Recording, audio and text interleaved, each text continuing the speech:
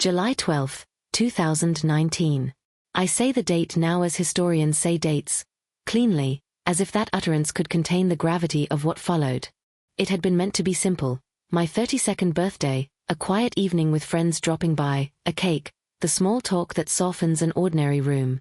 Instead, that night became a hinge. My parents convened everyone to their house under the name of an intervention. What occurred was not one argument but a sequence of moments whose cumulative force unstitched 6 relationships I had trusted. Alliances rearranged, confidences were produced like exhibits, and by midnight, the map of my life had been redrawn. The summer of 2019 is part of the backdrop for that night in ways I only began to see later. It was a global moment thick with intensified scrutiny. Hashtag movements had reshaped how communities judged conduct, social media made private messages public in an instant, and cultural conversations about accountability and repair were intensifying rather than resolving. In that atmosphere, a family meeting modeled after concern could easily acquire the momentum of public trial. This is not to say the intervention was merely performative; rather, it is to place the event into a historical moment when people were learning, often clumsily, how to name harms and demand change. Understanding that context does not excuse what happened to me that night, but it explains the energy in the room and the speed with which private grievances were turned into public verdicts. I remember the hour precisely: 7:30 p.m. The living room smelled of store-bought candles and coffee that had cooled. My mother had set out a platter of tiny finger sandwiches. My father hovered near the doorway with the preoccupied air of someone who has assumed the role of arbiter. Family, friends, neighbors, colleagues, people trickled in. They arranged a semicircle. The staging mattered. The room was designed to make me the subject and to afford everyone else, by virtue of their presence, the authority to speak. They called it an intervention because that framing cast each inviter as an actor with a public duty: to reveal, to reckon, to protect. They had assembled a dossier: old texts, screenshots, a handful of things I had said in casual moments that, when read aloud and held out of context, looked like evidence of pattern. Evidence was presented like testimony. Claims were made: I had repeated cycles of behavior that hurt people, I had sheltered friends in ways that enabled their problems, I had minimized others' feelings. None of these claims were entirely new. They had been whispered to me in private and collided with me in smaller ways over the years. What was new was the mode. The ledger had been made public, and the tone left little room for nuance.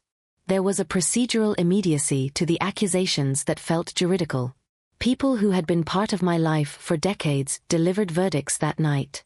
Within a few hours, 6 ties: romantic, familial, collegial, casual social, neighborly, and mentorship, were either severed or declared toxic. They were named and described in ways that denied my own narration. I tried to provide context, to point to moments when my intentions had been different from how they were being portrayed, to apologize where I had been wrong. Those attempts were, for the most part, met with a chorus that had already decided. When my girlfriend, the person who had joined me in those intimate and messy places, stood and left without a word, the room tilted. She had witnessed my worst and my ordinary. Her silent departure read like an adjudication. A college friend who used to reply to my late-night messages with music recommendations blocked me 2 days later. A cousin who had been my confidant stopped replying to family texts. A colleague who had often covered for me sent a terse, long message calling his actions enabling. A roommate chose not to continue living in a space they had come to see as volatile. A mentor stepped back, arguing that maintaining distance was the ethical response. For the interveners, drawing boundaries was an act of care. For me, it felt like a public stripping away of my place in that care. When the meeting broke up, I walked into the July air as if entering a country whose borders had been redrawn without my consent. I stood on the sidewalk and let the night register not only physically but as punctuation: shock, humiliation, a cold helplessness, and a clear-handed vertigo that what I had thought of as constellations of support were in many places precarious scaffolding. I will reconstruct what happened that night and how the months and years afterward unfolded the way a careful chronicler would, by naming dates, by placing events in order, and by tracing the small, concrete actions that together formed a turning point. I will describe the relationships involved and the contexts that made them important. I will follow the narrative through the weeks and years that followed: therapy, letters, conversations, the pandemic, and the slow project of remaking a life. I will not change the facts or the timeline. I will add context and scenes that were missing. I will tell you what I learned and how I tried to make reparations. I will also be honest about what remained irreparable. Immediate Aftermath, July 13, August 2019. The day after the intervention unspooled as an in-between. Group texts that had been constant went silent. Birthday tags never appeared. Invitations slowed and then stopped. People asked for time to process, a euphemism that in those weeks felt less like a verb and more like polite exile.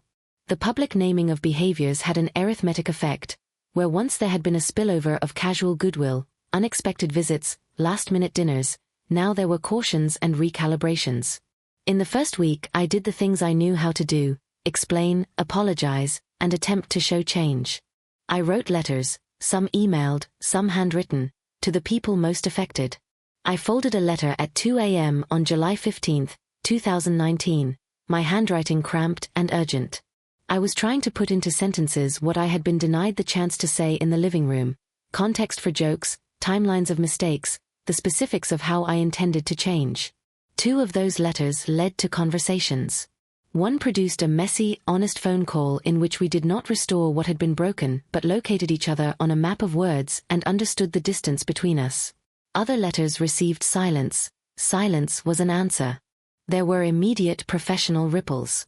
The mentor who had once been a protector began to distance himself in late July and early August. Colleagues engaged in quiet reappraisal. Trust that had once been inferred from my persona could no longer be taken for granted. The result was a professional moment in which I had to convert charisma into traceable accountability, shared calendars, timely updates, meeting minutes. That shift was uncomfortable but stabilizing. Between July and August I oscillated between wanting to explain every detail and wanting to go mute. Friends offered conflicting advice. Don't plead, some said. Listen and do the work, others urged. I tried to sit with both impulses. I learned, clumsily, that an immediate performance of contrition, long speeches, theatrical tears, was rarely persuasive. Concrete change mattered more than rhetoric. Therapy and the Slow Architecture of Change, August 2019, December 2020. Within a month of the intervention, I began regular therapy. My first recorded appointment was August 6, 2019. I had sought help before in scattered ways, but after July 12 therapy became structural in my life. My therapist was steady and blunt, uninterested in theatrical emotion. They asked me to tell the story over and over, and each retelling shifted what I remembered and what I emphasized. At first my accounts focused on humiliation and abrupt severance, the raw edges of being publicly shamed by people I loved. But as sessions accumulated through late 2019 and into 2020, patterns emerged: defensiveness as armor, loyalty bending into secrecy, a tendency to protect confidence at the expense of clarity. Naming these patterns changed everything.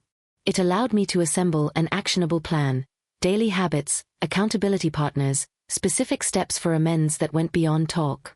Those steps were pedestrian but essential. I instituted a weekly inventory on Sundays beginning September 1, 2019, a ritual I still keep in which I list what went wrong that week, what I did to fix it, what I owed, and what I planned to ask for in the week ahead. I began sending end-of-day notes to colleagues summarizing progress and next steps. I made explicit agreements with friends about how to check in and what constituted a boundary violation.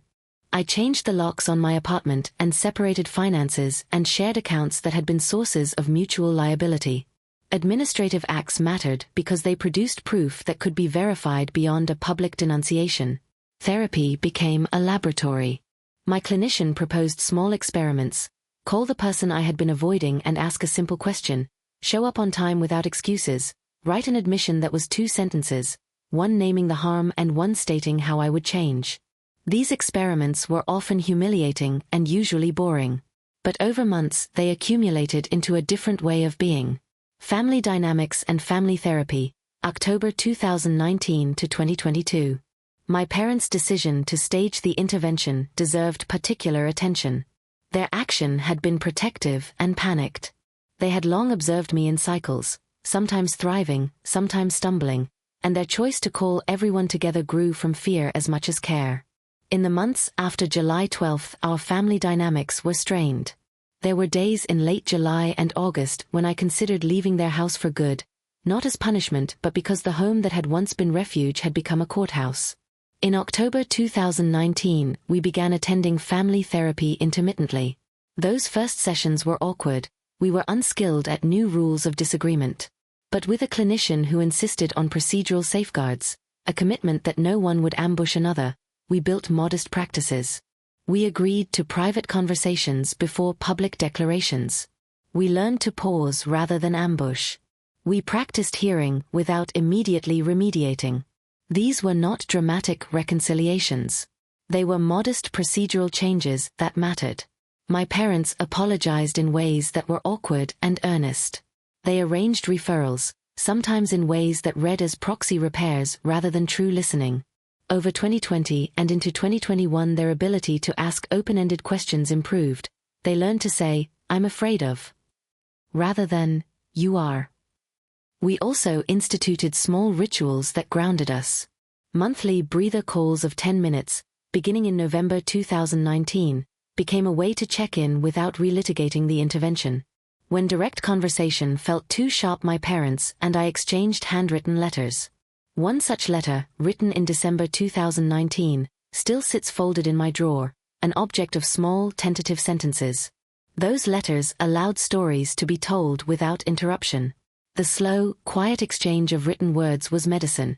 It created space for reflective response rather than reactionary judgment. Naming the 6 losses, tracing the unravelings. It is necessary to name the 6 relationships that were severed that night and to trace how each unraveling taught me different lessons. Naming them is not a triumphal tally. It is an attempt to render losses intelligible so repair can be proportional and practical. 1. The romantic relationship dissolved in the weeks after July 12th. We had been frayed long before that night. We had tolerated compromises that initially felt intimate and later felt corrosive. I sometimes sought rescue and attention in ways tied to caretaking, and my partner increasingly sought control as a strategy for security. The intervention exposed that neither of us had been honest enough, with ourselves or each other. We ended things formally about a month later. The breakup was less drama than administrative: what to keep, what to return, how to speak to mutual friends. The dissolution created space to reconsider what I wanted from intimacy. Reciprocity over rescue, presence over performance. 2.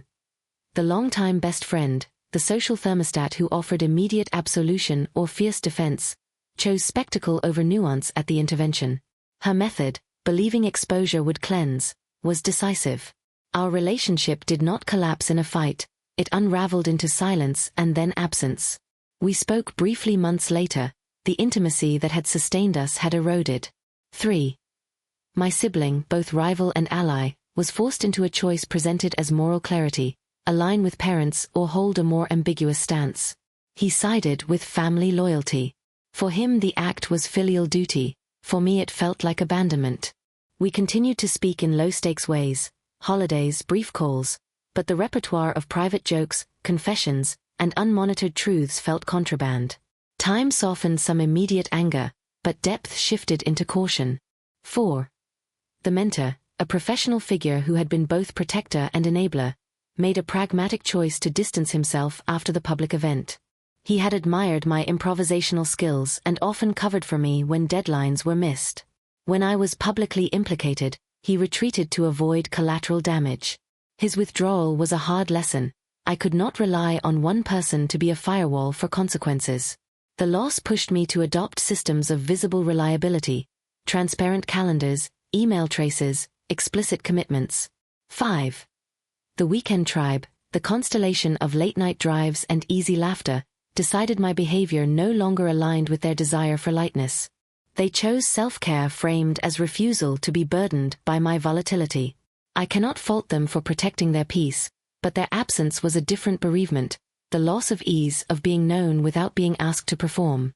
Over time I found quieter social constellations, people who preferred company to spectacle. 6.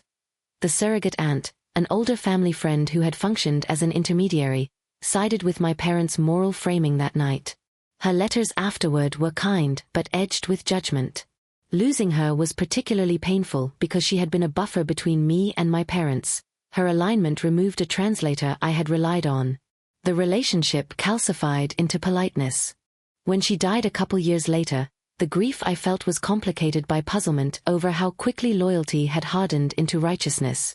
These endings did not occur in neat sequence. Some evaporated immediately, others receded slowly through silence. What tied them together was a rational calculus. People left when the cost of staying exceeded the cost of leaving. Recognizing that calculus did not blunt the pain, but it allowed me to read my experience with less existential panic and more structural understanding. Repair and the Mechanics of Making Amends, late 2019 to 2022.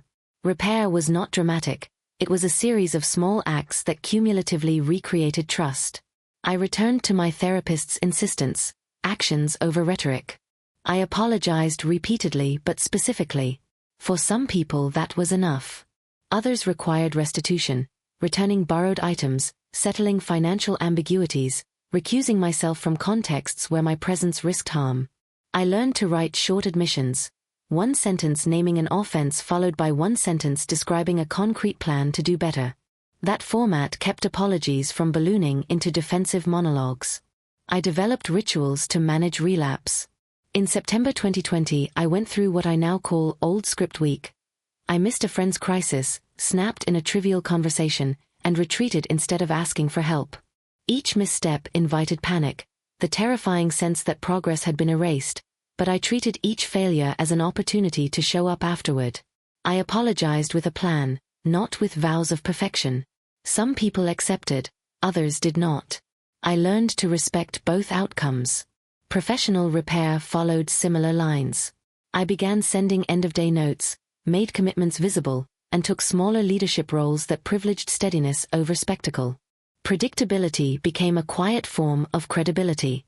I took responsibility for missed deadlines in clear, traceable ways and started documenting work so colleagues could see the arc of progress. Romance required new literacies. I learned to disclose my history briefly and to focus on behaviors and boundaries rather than long confessions. I practiced asking for specific favors. If I vanished for a night, call once and wait till morning to escalate. Don't try to rescue me in public. Those small agreements made intimacy safer. Family work continued in fits and starts. We kept attending family therapy through 2020 and into 2021. We created procedural rules, no ambushes, willingness to take a cooling-off period, and a commitment to accept when a private conversation was warranted.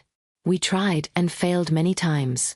Those small rituals were awkward and imperfect. They were not cinematic reconciliations. They were functional scaffolding. The pandemic, Marco, and slow returns, March 2020 to 2022. The pandemic arrived in March 2020 and changed everything. Lockdowns forced people into smaller circles and made certain conversations urgent and less performative. The public events that had shaped the previous year, protests for racial justice after George Floyd's killing in May 2020, political turmoil, and an accelerated deployment of digital tools, created a different social calculus. In that contracted world, some estrangements softened naturally, others hardened. In April 2020, Marco, the friend who had been a steady presence before the intervention, sent a message, "We need to talk." The message arrived at 10:12 p.m. on April 14, 2020, a time when the world felt suspended. Marco admitted he had stepped back because he had been frightened and unsure how to support me without becoming complicit in harm. He apologized for how his absence had felt like betrayal. That reconciliation, patient, incremental, careful, was one of the unexpected gifts of the pandemic. We spoke for hours on a video call in late April. What surprised me were the smallness and steadiness of things that mattered, the tone of his voice, his willingness to ask hard questions without announcing judgment, and our reconstitution of trust through predictable rituals. Weekly text check-ins, a shared playlist, and a promise to call and sit in silence when either of us felt low. The pandemic allowed some estrangements room to scab. Distance gave wounds the chance to heal slowly. Other estrangements hardened because absence let choices ossify. By 2022, I had learned to measure birthdays by who returned and who stayed. Some people returned in altered roles, present for communal events but not for deep, private confessions. I accepted recalibration as legitimate and sometimes necessary. Unexpected gains, new vocabularies, and the texture of absence. One unexpected gain of dissolution was that the people who became my chosen family were fewer but more honest in their alignment with who I wanted to be. My cousin Sarah, who had earlier stopped replying to my texts, came back after an unplanned meeting at a mutual aunt's funeral in November 2020.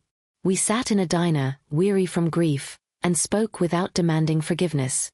That conversation became the genesis of something practical, a monthly meeting not designed as a patch but as practice. We began to text when we arrived home late, share therapist recommendations, and help each other with domestic tasks. Those mundane things were the currency of renewed trust.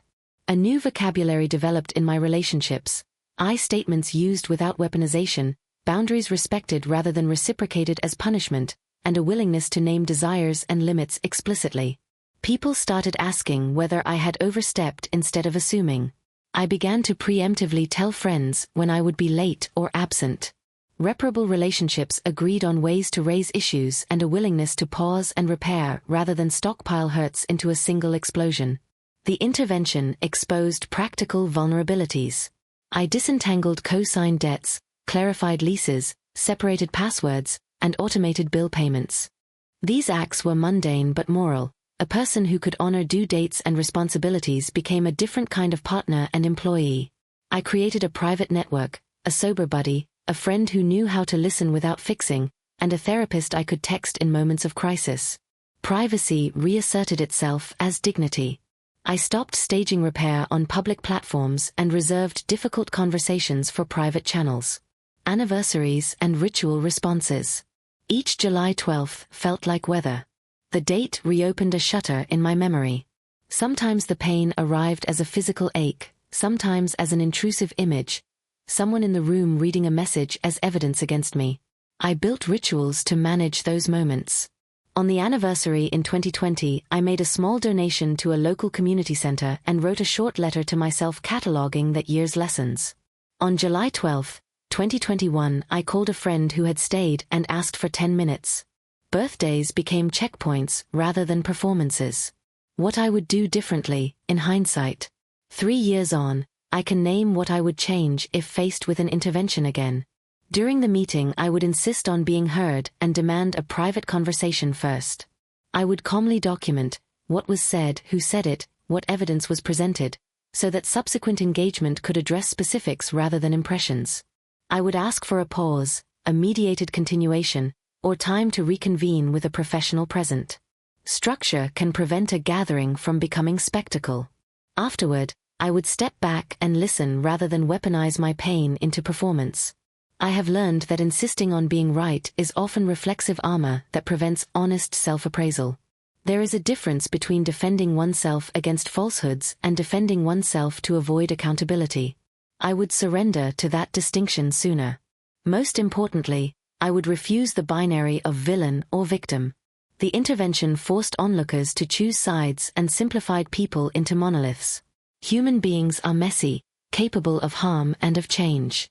If you are in a similar situation, embrace complexity. Demand accountability when it is owed, offer it when called for. Some relationships will heal, others will require distance. On public shaming, community, and the ethics of intervention. If you are on the side of the interveners, remember that public spectacles rarely heal. Interventions have their place, when someone's health or safety is at urgent risk, but a family ambush framed as morality often complicates rather than clarifies. Consider private mediation first, professionals who can hold sessions with consent and structure. If you are watching from the sidelines, hold both compassion for the person who feels betrayed and skepticism about the urge to perform moral purity. 3 years later, returns, closures, steady practice. Some people did come back, but not as if nothing had happened. They returned in bounded forms, holiday dinners without overnight stays, social texts rather than deep confessions. These recalibrations became the viable model for rebuilding, increments, guardrails, new expectations. Some doors remained closed forever. I have learned to live with that truth without allowing it to ossify into self-condemnation. Some losses were necessary. The mentor's departure pushed me to build systems. The roommate's exit taught me how to manage my space. The childhood friend's absence taught me the limits of emotional labor. Those lessons were practical and costly. I now describe my life as a practice. Repair is not a single dramatic reconciliation, it is a series of modest acts. Texting when I arrive home, keeping therapy appointments, offering short admissions rather than sprawling defenses, making financial obligations explicit, and declining events that expose me to a moral spotlight. I maintain a social compact with a small group, no interventions without consent, no public moral theater, and an agreement to speak privately and early when harm is perceived. We drafted that compact over brunch as a joke in spring 2021 and took it seriously. It changed how we gathered, slower, quieter, more repair-oriented. Relapse and humility. Relapse is part of the arc. There were nights when old scripts resurfaced. Nights I drank more than intended and sought reassurance in ways that provoked humiliation. Those moments taught me that progress is not linear. They required practical responses, a sober buddy to call, a rule of no major decisions for 72 hours, a walk with someone who listens rather than lectures. The health of relationships is maintained by mundane interventions. Gratitude without indebtedness. Public shaming can produce a kind of defensive gratitude, the narrative that punishment was saving. I resisted that story. I am grateful to those who stayed and did the slow work, but I refuse to turn their labor into moral overlordship. Gratitude for someone's care does not require forfeiting agency. Thanking someone should honor their effort without making them the arbiter of your worth. The pandemic's paradoxical clarity. The pandemic arrived as both disaster and clarifier. When small worlds contracted, many re-evaluated who they wanted in their immediate circles. Some estrangements healed because there was less appetite for theater, others hardened because distance allowed decisions to ossify. For me, isolation clarified edges. It permitted patient reconciliation with Marco and a few others to be slow and incremental.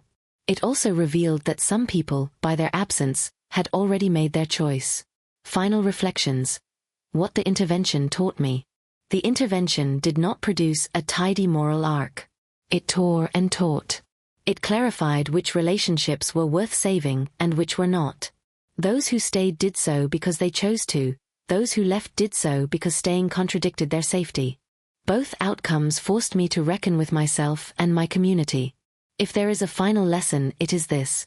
Responsibility is not a single act but a daily practice. It is sustained attention to small behaviors, the willingness to make amends, and the construction of systems that make relapse harder and repair easier. Relationships are not monuments but habits.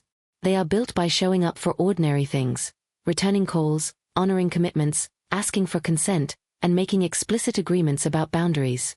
The life I have been building since July 12, 2019 is not spectacular, it is steady. It produces a different kind of trust, the slow, accumulative kind that does not demand an audience. What surprised me most in the years that followed were the textures of absence, the banal leftovers of a relationship's end. The romantic breakup left a practical vacuum, a freed calendar, playlists unshared, keys returned. The friend who stopped responding created a quiet wound, conversations that had been intimate moved to wrong channels. The mentor's withdrawal meant I had to create visible reliability. The surrogate aunt's alignment with my parents taught me how quick loyalty could harden into righteousness. Naming these losses helped me map rebuilding work. 3 years on, I mark birthdays by who returns and who remains honest enough to be present. For the people who stayed, I try to be the kind of friend they can trust in small, ordinary ways. For those who left, I accept the dignity of their choice.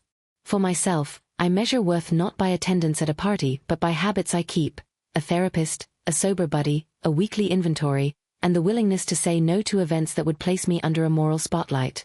July 12, 2019 is lodged in me not as a single scene but as the start of a long process. It made visible private patterns, avoidance, entitlement, loyalty used as armor. It broke some things that night and cleared space for a life rebuilt differently. Less crowded, less theatrical, more reparable. I do not pretend to be finished. The work continues in ways often boring and incremental. But it is work that is possible, A life where accountability is infrastructural, apologies are brief and accompanied by change, and day-to-day practices create evidence that is hard to dispute. If you are in the middle of an intervention, either as the one convened, the one convening, or a witness, consider these cautions. Convene quietly first if you can. Insist on professional presence when stakes are high. Document what happens. Offer specific reparations instead of declarative judgments. Recognize that some people will choose distance. That choice can be an act of self-preservation and bare dignity. If you are at the center of the event, do not rush to perform your pain. Listen. Offer concise admissions where true. Build small rituals that make repair possible. The calls, the calendars, the letters, the quiet apologies followed by different behaviors. The intervention demanded change, and change arrived in small measures. It rearranged my social geography, who I could call at 2 in the morning, who would text a GIF instead of a question, who would cross a room to sit beside me, and forced me to reckon with how I had been living. The gains have been slow and the losses costly, but the life that followed is less about dramatic redemption than practice. It is humbling, tedious, and finally sustaining. It asks for small acts of reliability repeated over time, trusting that these acts, accumulated, will shape a future steadier than the past. July 12, 2019 remained the pivot in my calendar, not because the scene was cinematic, but because it was the day a set of quiet understandings blew open. In the weeks that followed, chronology became the only thing that made the chaos legible. July and August of 2019 were a slow unwinding. Email threads that had been ongoing stopped, a set of keys were returned on a Tuesday, and a voicemail from someone who had been a daily presence reduced to a single, unanswered message. The immediate arithmetic of loss was simple. 6 relationships severed at the meeting's conclusion, but the temporal complexity of what that meant unfolded in a different rhythm. Some absences were immediate and absolute. Some were procedural, a pause called for space that stretched into a year. Others were punctuated by intermittent, cautious contact. All of it registered as a new map that had to be learned. In September 2019, I began weekly therapy. I had understood abstractly that repair required practitioners, not just intention. Initiating therapy felt like establishing the scaffolding on which to hang new habits. The first sessions were practical and ritualistic, inventorying obligations, identifying triggers, deciding on language to use when approached by people still angry or hurt. I asked my therapist, in the second month, to help me draft a limited script for apologies and admissions. Concise, honest sentences that could be repeated without theatrics. The exercises were small: a 2-minute account of responsibility, a brief offer of reparation when appropriate, and a refusal to use apology as a public performance. Those templates would later prove useful in conversations that might have otherwise spun back into spectacle. The pandemic arrived in March 2020 and reframed everything. Lockdowns collapsed public calendars and made small acts of contact more consequential. The timeline between offense and accountability lengthened because so few interactions remained public. For some, that was a relief. For others, it hardened choices. In late March and April 2020, the people who had been tentative about returning found, in enforced proximity, either a new softness or a new resolve. I used the early pandemic weeks to write a short letter to myself on July 12, 2020, cataloging what the year had taught and making a small donation to a local community center. An act that was less penance than an alignment of resources with care. The donation was modest, the note private, but both were deliberate, gestures that marked intention without demanding witnesses. The winter of 2020 to 2021 was when the first mediated conversations began to occur. In January 2021, I agreed, with hesitation, to a mediated session with 2 people who had been close and then gone quiet. The meeting took place over Zoom in February, with a licensed mediator who agreed to short, structured turns. We set a rule: no grand narratives, no rehashing of evidence aired at the birthday intervention, and a single focus per session. Concrete questions about financial accountability, housing arrangements, and future boundaries. These sessions were not reconciliation in the cinematic sense. They were bureaucratic, focused on clarity. We negotiated who would pick up what bills, who would keep what furniture, and how to communicate when issues arose. The mediator's presence prevented the conversation from degrading into accusation. Out of that work came limited re-engagement, texts about mundane things, an occasional lunch, but not the intimacy that had existed before July 2019. Spring of 2021 was when a small experiment in governance took shape among a few friends.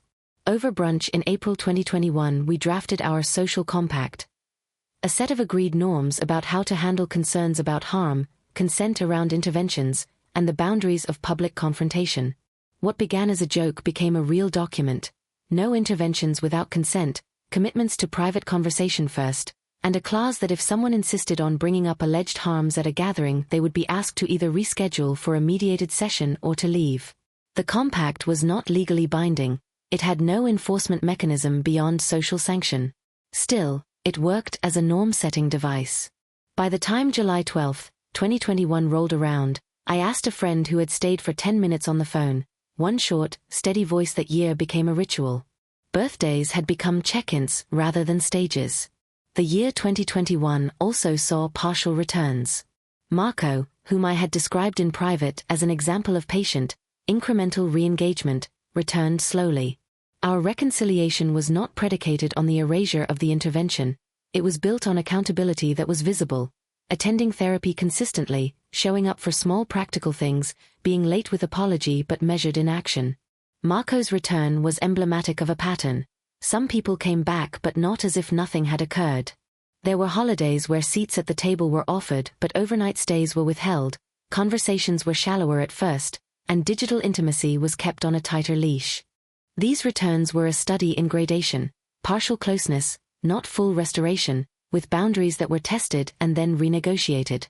Not everyone returned. The mentor who had once vouched for me professionally withdrew in ways that were definitive. Their silence translated into lost opportunities, networks that no longer opened, and a quiet professional reckoning. I had to build visible reliability where trust had once been taken for granted. The roommate left the apartment in August 2019 and did not come back. Their departure taught me a domestic literacy, how to make a small space livable for one, how to handle utilities that used to be split, how to clear out someone else's presence without drama. The childhood friend who had been a confidant for years stopped answering messages.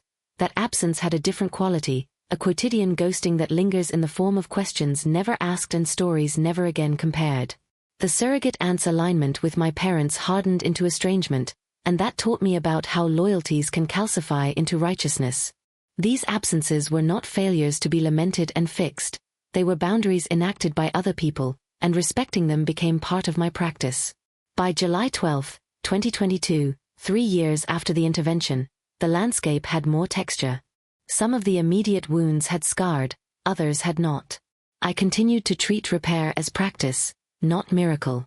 I maintained the weekly inventory, a short end-of-week ritual where I noted what I had done differently and where I had relapsed. The inventory was a ledger of lowercase honesty, returned texts, paid fines, a delayed apology, an instance of self-protective silence that read as cowardice. The ledger mattered because it created data, a record of habits rather than rhetorical commitments, and habits collected became the evidence of reliability. Public discourse during these years amplified and complicated private repair. The debates about public shaming and cancel culture that animated the press in 2019 and 2020 kept returning, each cycle reframing what accountability should look like. I watched, as an observer and as a participant, the narratives push and pull between restitution and punishment, mercy and vigilance. The ethical lesson for me was to resist placing my life at the center of these debates. The personal is always lodged within larger cultural scripts, but the work of repair had to be local, mundane, and relentless. I learned to prioritize one apology made and acted upon over 1,000 online declarations.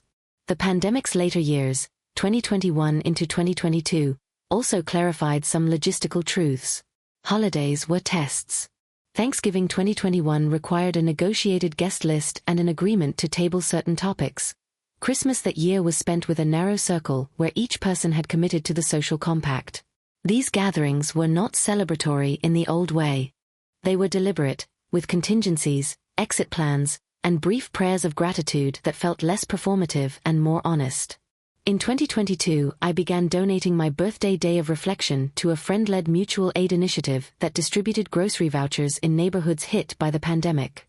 The donation was a continuity of the 2020 practice but with more intentionality, money combined with volunteer hours. Actions like this reinforced the lesson that accountability need not be punitive, it can be redistributive. The years 2022 and 2023 tested endurance. Relapse still happened. There were nights I drank too much and called people I shouldn't have, and on other nights pride flared and I defended myself into exhaustion. Those missteps required practical protocols. A sober buddy to call until I could sleep, a 72-hour rule for major decisions, and a commitment to reach out the next morning with a short account of what had happened. These practicalities became small rituals of repair. They were not glamorous. They did not make for good essays. But repeated, they altered trajectories.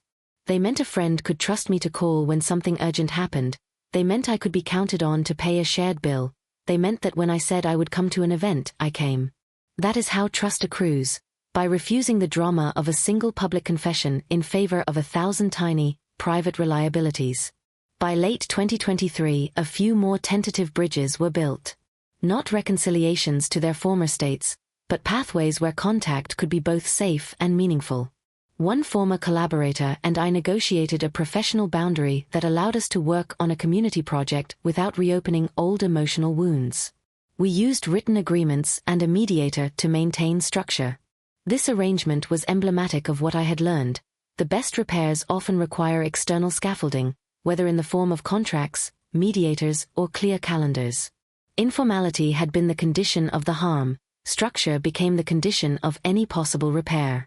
When I look at the period between July 12, 2019 and the end of 2023, what stands out is not a single turning point but a sequence of small ones.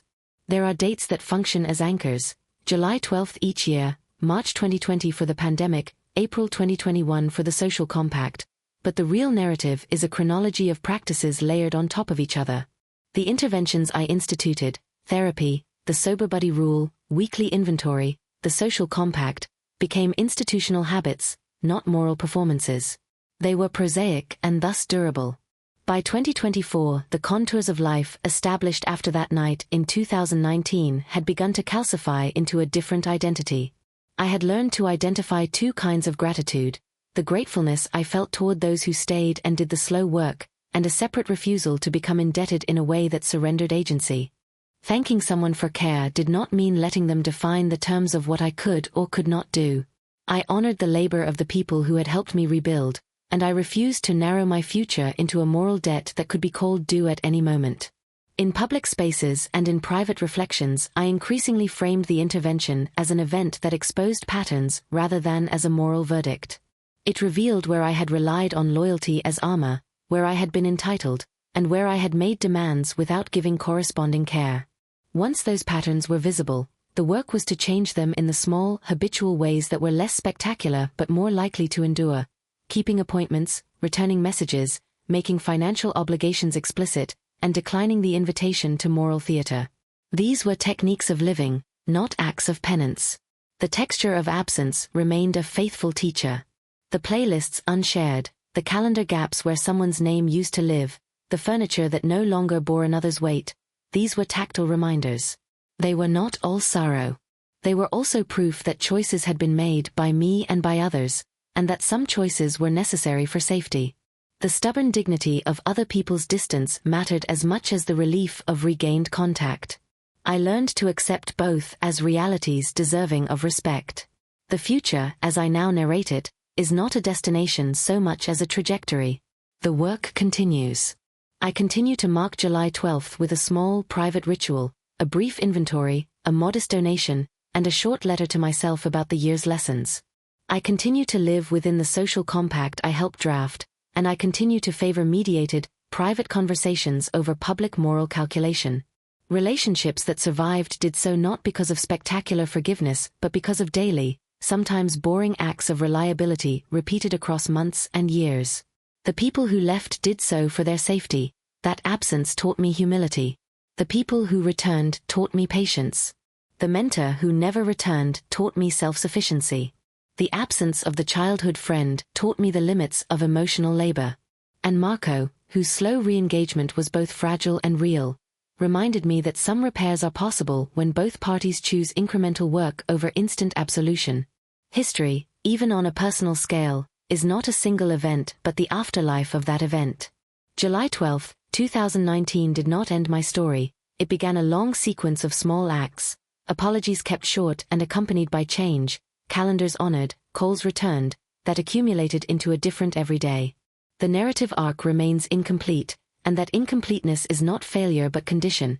A life that asks for steady attention, repeated practice, and a temperate humility about what can be expected from others. I do not pretend to have arrived at a final reconciliation with everyone, nor do I expect that the slow work will cease. Instead, I keep a ledger of modest habits and trust that, over time, these modest things will continue to make a future steadier than the past. The years that followed 2024 unfolded with the same mixture of ordinary tedium and occasional scripted rupture that had become familiar since July 12, 2019. If the first seasons after that night had been emergency triage, apologies, immediate boundaries, the chaotic shattering of certain trusts, then mid-decade felt more like maintenance and slow construction. There were no dramatic rescues, no cinematic reconciliations. There were instead calendars and contracts, repeated small apologies that had their own institutional weight, and the steady application of the rules I had set when I first began to treat repair as practice. On July 12, 2024, I kept the ritual I had established: a short inventory, a modest donation, and a letter to myself. That year's inventory contained a handful of details that read like evidence of incremental change. I had completed a 6-month cycle of therapy sessions with a clinician whose approach favored behavioral experiments over moralizing lectures. I had upheld the sober buddy rule on nights when the temptation to revert to old coping mechanisms arrived in the form of loneliness, and I had used the 72-hour rule twice before sending messages that I feared might reopen wounds. The donation that year was earmarked for a mutual aid cooperative project that had begun as a neighborhood experiment during the pandemic and, by 2024, had developed into a small but steady provider of hot meals and grocery assistance for seniors. The letter to myself was short, a reminder that modest reliability was worth more than a single public confession. August 2019 remained a sharp point on the timeline. The roommate had left then and not come back, and that absence continued to inform practical adjustments. By late 2024, I had become proficient at domestic solitude in ways that were useful beyond mere habit.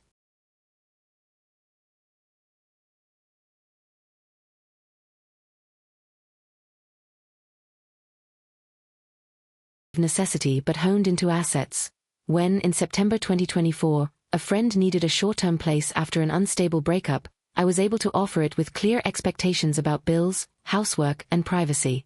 The arrangement lasted 3 months and did not slide into old patterns because it was documented and because the sober buddy rule and weekly inventory remained part of the compact. Structure had become a kind of moral architecture. It did not feel like a betrayal of spontaneity so much as a protection for it. The mentor who had withdrawn in the immediate aftermath of July 12, 2019 never re-entered my professional orbit. Their silence continued to be costly in terms of opportunities and introductions that would not arrive. But that absence was a demand: build visible reliability where trust had been assumed. To respond, I adopted several concrete practices. First, every freelance contract I took after January 2021 had clearer deliverables and a payment schedule. Second, I began sending short, punctual updates on projects to editors and collaborators. No excuses, no elaboration, just status and expected next steps. Third, when mistakes happened, I wrote brief, accountable emails within 24 hours that included the error, the reason, if any, and the plan to correct it. These were not theatrical acts, they were anti-theatrical. In 2025, a small magazine that had once been a peripheral client offered me recurring editorial work precisely because my responses had become reliable and easy to integrate into their workflow. It was not the same as the mentor's network, but it was functional recompense for the professional cold shoulder. The childhood friend who went silent after that night continued to occupy an ambivalent space: a gap in the calendar, a set of half-remembered jokes, a folder of past photos that I seldom opened because they ached.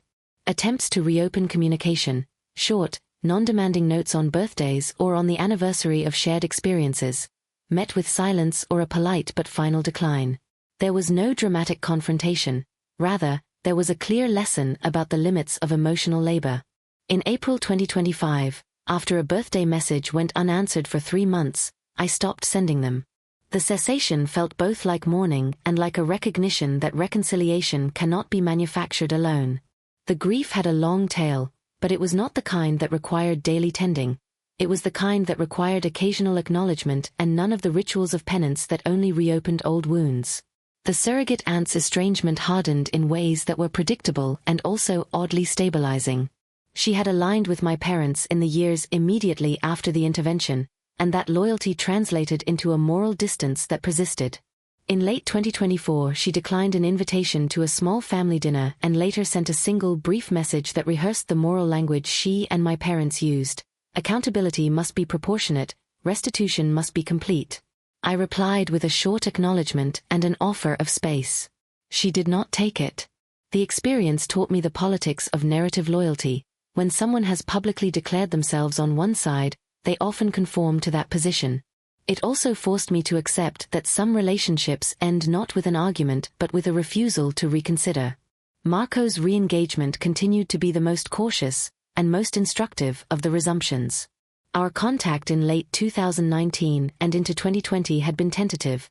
By 2021 we had settled into a rhythm of occasional texts and carefully bounded meetings.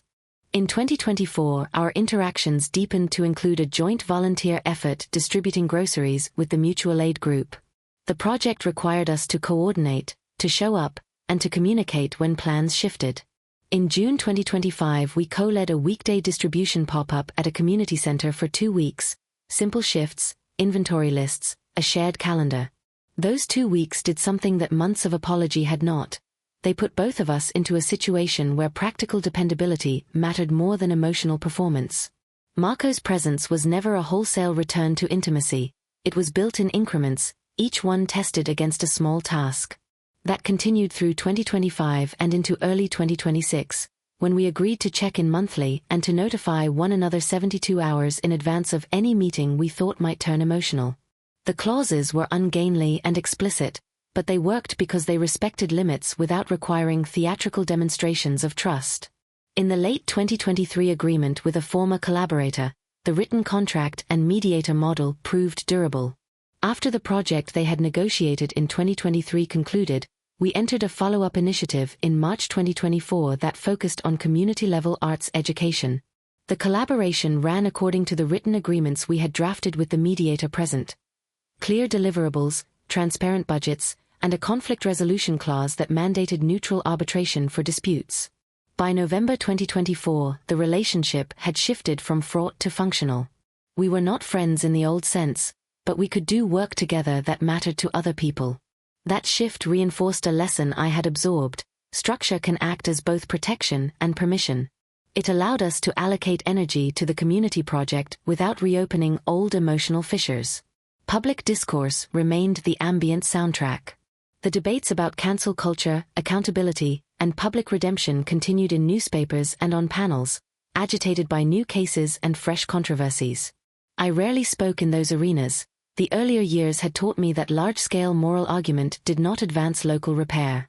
Still, in May 2025 I accepted a modest invitation to a community forum on accountability in artistic communities, not as a declarant but as a listener and occasional clarifier. The forum was organized by local arts organizations that had watched the post-2019 period and wanted to develop policies that balanced safety and possibility. My contribution was small and highly procedural. I described the practices that had helped me: weekly inventory, sober buddy, 72-hour rule, written agreements, and insisted on the importance of private, structural remedies over public adjudication. The room responded with tangible interest. Afterwards, a few people approached me to ask for templates and for advice on mediation. It was an instance of private practice being institutionalized in a modest way. Financial habits, once chaotic, had accreted into routines that mattered as much as apologies. The small fiscal reforms I began in 2020, explicit payment schedules, sharing receipts, paying fines promptly, had ripened by 2025 into a personal budgeting system that prioritized reliability. I kept a calendar of financial obligations and a buffer in the bank for unexpected shared expenses. The ledger of lowercase honesty had become both a spiritual metaphor and an actual set of files. Receipts, banknotes, and a spreadsheet that recorded who owed what and when it was paid. At the end of each quarter, I reviewed the spreadsheet as part of the broader inventory. These were not glamorous acts, but they were the foundation of a different social currency. There were setbacks. In January 2025, I had an episode of pride that led to a defensive email to someone I should have listened to. I invoked the 72-hour rule, but only after sending the message. 2 days later, I wrote the brief account I had promised, acknowledged the harm, and proposed corrective steps. The person accepted the apology and a small plan. I would offer pro bono help on a project and we would reassess in 6 months. The episode was a reminder that relapse was not anathema to repair. It was an expectable feature that required a calibrated response. The social compact I had adopted allowed for mistakes so long as they were met with immediate, proportionate repair. By the end of 2025, a quiet pattern had emerged, a ring of relationships that were reliable in expected ways, a set of absences that no longer dictated my emotional day-to-day, and a handful of partial reconciliations that operated on terms set by practice rather than prayer. The annual ritual on July 12 maintained its place as a marker. In 2025, I also began an adjunct practice of marking March 2020, not as a pivot away from repair, but as a reminder of the broader world into which personal work is always lodged. That year I gave a small portion of my donation to a pandemic-era health initiative that still supported long COVID sufferers. It felt consistent with the lesson that accountability could be redistributive and public-spirited. Into 2026, the trajectory did not promise a final reconciliation with everyone who had left. The mentor remained absent, the roommate had not returned, the childhood friend had not answered, and the surrogate aunt had not reconsidered her alignment. Those absences continued to shape the texture of my life. Yet the pattern of incremental repair, mediated arrangements, and the aggregation of habit had converted the initial rupture into a long, readable sequence. Each year, each July 12th, added another layer of practice and proof. The work remained unfinished, which was no indictment. It was, by then, the only reasonable condition one could ask of a life that aimed to be steadier than the past. Looking forward, the plan is modest and practical. Continue the inventory and the donations, keep the sober buddy rule active for nights when solitude grows sharp, enforce the 72-hour rule for decisions that could reopen wounds, and favor mediated and written agreements when re-engaging with people whose histories are complicated. Continue to let absence be an honest form of boundary. Continue to accept the kind of gratitude that does not demand surrender. And, perhaps most important, continue to measure progress in acts rather than statements. Calendars honored, calls returned, bills paid, community meals served, volunteers coordinated. The long project of repair is, at its core, a program of fidelity to ordinary obligations, and those obligations, when kept, quietly transform what remains of the past into a more livable present. The habits, by the second half of 2026, had become durable enough that they shaped the narrative arc of days rather than the headline events. In August 2026, I revised the spreadsheet I kept for quarterly reviews. The ledger now included a simple column for reliability markers: calls returned within 48 hours, calendar commitments met, and receipts shared within a week. Those markers had the blunt utility of an empirical ethic. They were measurable, arguable, and, importantly, defensible in conversation. They did not replace apologies, but they made apologies less theatrical and more accountable. The small magazine that had begun recurring work in 2025 expanded its remit in October 2026 to include a themed section on repair, for which I contributed a procedural piece that set out the 72-hour rule, the sober buddy practice, and templates for written agreements. The piece was modest and procedural. Its reception, measured in email requests for templates and a couple of modest honoraria, underscored a pattern I had seen before: private practice migrating, slowly and awkwardly, into public resource. July 12th remained the annual hinge.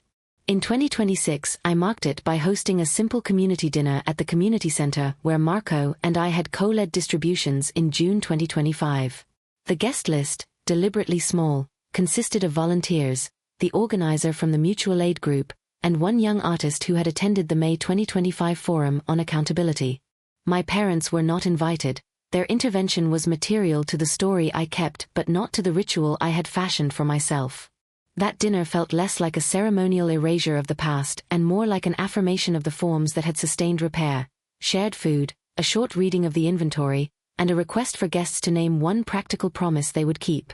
The promises were small: return a call, send one reference, sign up for one shift, but they were acts, not proclamations. The dinner closed with a fragile sense of continuance rather than closure. The parental rift, the mentor's absence, and the roommate's departure remained unhealed going into 2027. In February 2027, my parents sent a terse holiday card with no substantive engagement. I wrote a short, measured reply and filed it under record kept. The mentor, who had been an axis in my early career, was still silent, and the silence had settled into its own gravity. The absence forced a reallocation of imaginative energy. Where once I had imagined restoration as a return to someone else's terms, by 2027 I found myself more often asking what obligations I could reliably meet regardless of whether they were acknowledged. That reorientation did not feel like giving up so much as redirecting effort toward what could be proven. There were, predictably, new ruptures. In April 2027, a miscommunication with a volunteer organizer led to a string of curt emails and a threatened withdrawal from a small grant-funded project.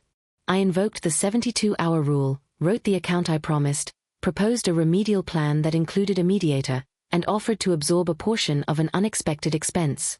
By May 2027, the organizer re-engaged. The grant continued.